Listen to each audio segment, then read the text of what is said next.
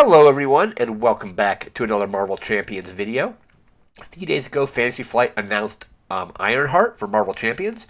We're going to go ahead and take a look at all the cards for her deck. She looks pretty interesting, so we're going to start off here with her alter ego side. She has the Genius trait, so Riri Williams has the Genius trait, 3 recovery. Looks like hand size of 6 with 10 hit points. Begin the game with this card. Set your other identities aside. See insert. It then has the Child Prodigy action. So spend a mental resource to place 1 progress counter on Riri Williams. Limit once per round. So I've already got looked at some of this, and there's various versions of her as well as her suit. So we're going to go ahead and look at some of those. So that's the alter ego side here. Next up, we have Ironheart. This is version 1. So 1 thwart, 2 attack, 3 defense. Hand size goes down to 4, 10 hit points still. Champion and version 1, and then has the level up action. As an action, remove 6 progress counters from Ironheart to ready her and swap her with version 2 Ironheart. So basically, it looks like you have these various suits that you are building throughout the course of the game.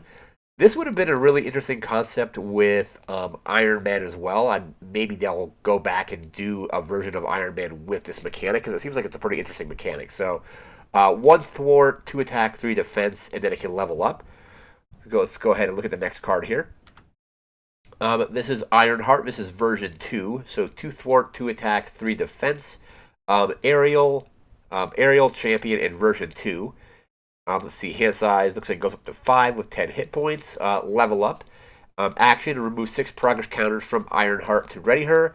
Give her a tough status card and swap her with version 3 Ironheart. So again, 2 thwart, 2 attack, 3 defense. It can also level up into the next card here. We have another version of Riri Williams. So 3 recovery. Looks like hand size is 6 with 10 hit points. Child Prodigy ability still. Spend a mental resource or 2 resources of any type to place a progress counter on Riri Williams. Limit once per round. So the other version of her allowed you to place progress counters on her as well. So that's that version of her. Let's go ahead and look at the next card. This is Ironheart. Let's see. 3 thwart, 2 attack, 3 defense. Aerial champion and version 3. Has the maximum efficiency hero action. Remove a progress counter from Ironheart to deal 2 damage to an enemy. So that is, let's see, version 3. We're going to move into the next card here. We have Flyover. It's an event. 2-cost event. Generates mental resource if you discard it. It's a thwart. Hero action. Remove 3 threat from a scheme and place 1 progress counter on Ironheart, or 2 progress counters on it instead if the thwart removed the last threat from that scheme. So you get, you get at least 1 counter, potentially 2, and you get to remove 3 threat. So that is Flyover. Into the next card here. We have Photon Beam, 2-cost event. Generates an energy resource if you discard it. It's an attack, hero action, deal 4 damage to an enemy, and place 1 progress counter on Ironheart, or 2 if that attack defeated that enemy. So looks like some of her, like the events from her set here are going to give you at least 1 progress counter, and then if it either defeats the enemy or removes the last threat from the scheme, you get 2 of them. So that's pretty interesting, pretty cool. So that is Photon Beam. Into the next card. We have Stroke of Genius. It's a resource. Looks like it generates a mental resource if you discard it. But as a response, after you spend this card, place 1 progress counter on your identity and draw a card. That's pretty good. So that's Stroke of Genius. Into the next card. We have New and Improved, 3-cost event. Generates a mental resource if you discard it. It's a skill. Hero action, choose X different options where that or X is equal to Ironheart's version number. So I think 3 is the max. So if you're at level Ironheart version 1, you get 1 option. Ironheart 2, you get 2 options, and Ironheart 3, you get 3 options. And they have to be different options, so you can't choose the same one again. But first option, search your deck for an Ironheart card, add it to your hand, and then shuffle. Second option, give Ironheart a tough status card. And third option is to ready Ironheart. So basically, Probably won't be great early game if you're like version 1. It gets better if you're version 2, and then if you're at version 3, you get all 3 of the options to search your deck for a card, get a status, a tough status, and ready Ironheart. So that's pretty good. So that is new and improved. We're going to move into the next card. Next up, we have Photon Blasters, 2-cost upgrade. Generates a mental resource if you discard it. It's tech and a weapon. You get +2 hit points, and as a hero action, exhaust the Photon Blasters to deal damage to an enemy equal to the version number of Ironheart. So you can exhaust it for basically level 1 gets you 1 damage, level 2 gets you 2 damage, level 3 gets you 3 damage. That is pretty good, especially if you have a way to ready your blasters. You can get a bunch of damage off of that if there is ways to ready those weapons, basically. So that is the Photon Blasters. We're going to move into our next card. Next up, we have Cloud9. It's an ally leadership, so it looks like it's going to be a leadership deck potentially. 3 cost, generates a mental resource if you discard it. 1 thwart, 1 attack with 1 consequential damage each. Let's see, 3 hit points. It's Aerial and the champion. Hero action, exhaust Cloud9 to choose a player. Until the end of the phase, each aerial character that player controls gets +1 thwart. And then 3 hit points with 1 consequential damage for each thwarting and attacking. That's that. That's Cloud9. Into the next card. We have Falcon. 4-cost ally. Generates an energy resource if you discard it. Aerial and champion with 3 hit points. 1 thwart, 2 attack, 1 consequential damage for each. And it's a hero response after Falcon attacks or thwarts. Spend an energy resource to ready another champion character you control. That's pretty good. That is Falcon. Next card here. We have, Snowguard. 4-cost ally. Generates, an energy resource if you discard it. 0 thwart, 0 attack with 1 consequential damage each. It's a champion as well.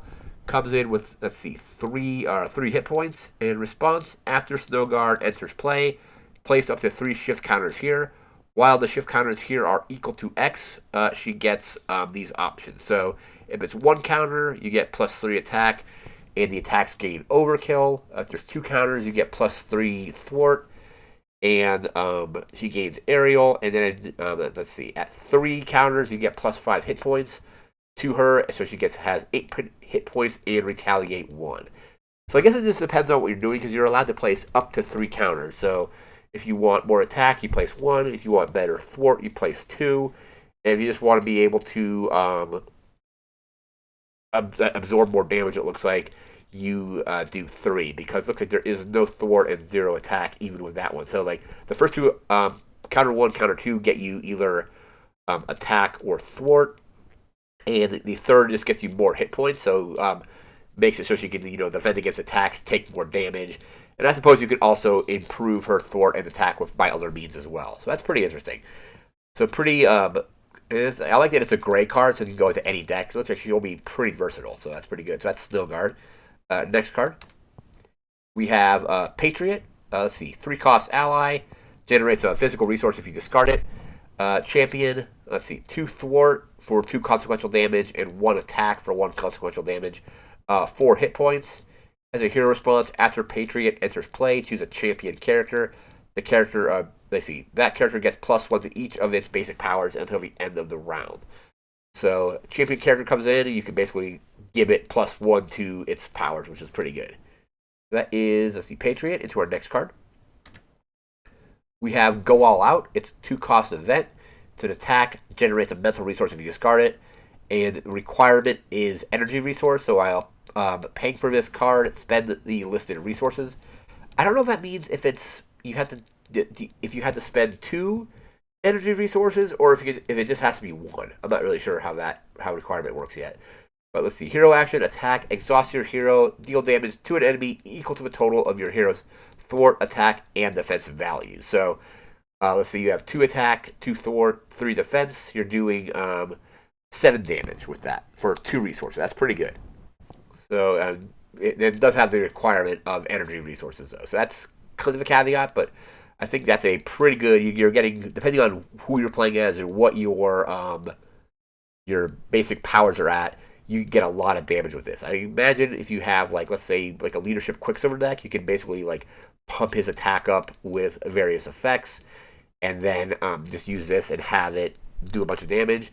With Captain America, I generally play a Captain America Protection deck, but a Captain America Leadership deck with this would be decent because he has basically 2 in everything, so you're doing 6 damage for 2 resources with that.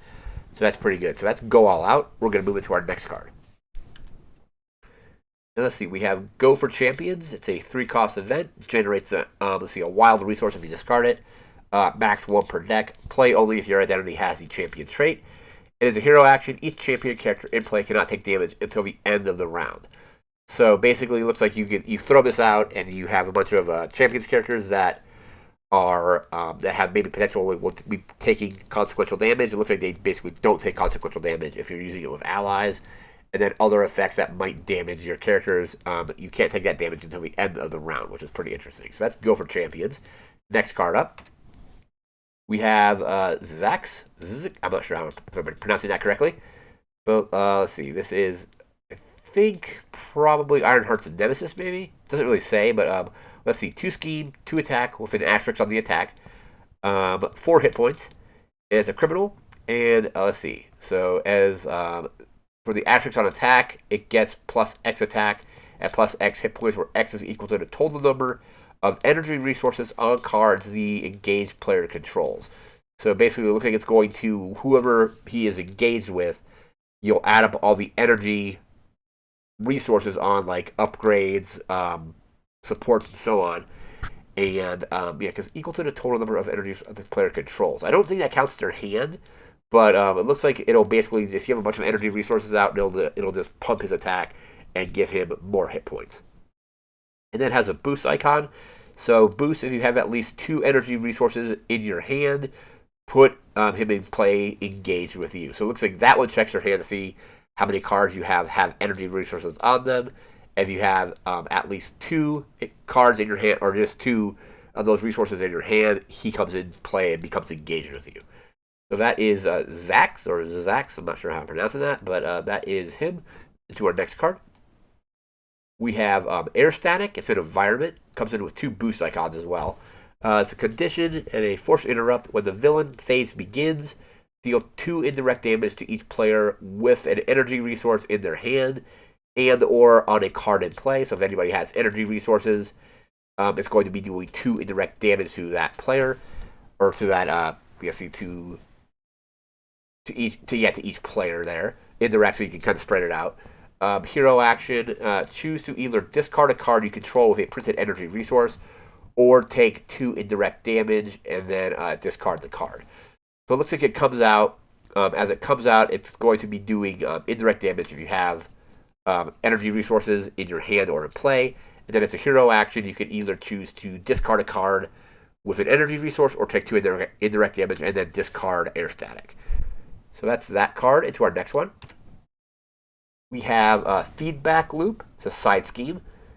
Let's see, comes in with 3 boost icons if it were to boost. But when revealed, each player must place threat here equal to the total number of energy resources in their hand and on cards they control. So depending on how many energy resources you have in your hand or in play, it'll come in with that much more threat. Comes in with 2 initially. So if you have a lot of energy resources in your hand, it's going to be coming in with a lot of threat. If you have not so much, it's going to be coming in with at least 2, and then it provides an acceleration token for the main scheme as well. So that's Feedback Loop, and we're going to move into our final card here. Final card here is Haywire. So you attach to your identity. Treat the printed cost of each card in your hand as if it were an energy resource. And hero action resource, so each card in your hand, the resource that it generates, basically it will be acting as if it was an energy resource. So that synergizes with the other cards in, looks like this Nemesis set here. And then a hero action, choose to either discard a card you control with a printed energy resource or take 2 indirect damage and then discard the card. So you can either, discard a card with a printed energy resource. So I think printed meaning it actually has to have it on there. It's not pretending to have it on there like the other part of the card says. Or you take 2 indirect damage and then discard Haywire. Again, I am not super familiar. Let's go back to the beginning here and look at some of the versions of Ironheart here. just so Ironheart. So that's 8 there. I'm looking for that one blue card. How much damage you'd be doing with just basic abilities here. So at level 3, you're doing 8 damage with that card. Level 2, you're doing, I think, 7 damage. Yeah, so 3, 2, 2, you're doing 7 there. With this version, you're going to be doing 6. So either 6, 7, or 8 damage with the one. Pretty interesting. There it is. Go All Out. So Go All Out seems like it's like a really interesting card. I think the one downside is it does require an energy resource to play it. But you exhaust your hero and then deal damage to an enemy equal to the total of your hero's thwart, attack, and defense. That does mean that you're not able to actually then thwart or attack with your character, like using one of their basic thwart or attacks. But then you can just play something that will let you ready your character as well. So that is a really interesting card. And I like that is just a straight up leadership card. It's not specific to the Ironheart deck. So if you're running like a interesting leadership deck that uses energy resources, this could be a really interesting card. Especially if you use it on characters that have just like high base stats, like high attack, high thwart, and high defense. But yeah, that is Go All Out. That looks really interesting in this deck, but it could be interesting in other decks as well. So that's going to do it for this video. Remember to like, comment, share, and subscribe. We'll be back again in the future with more Marvel Champions videos. Until then, thanks again for watching, and take care.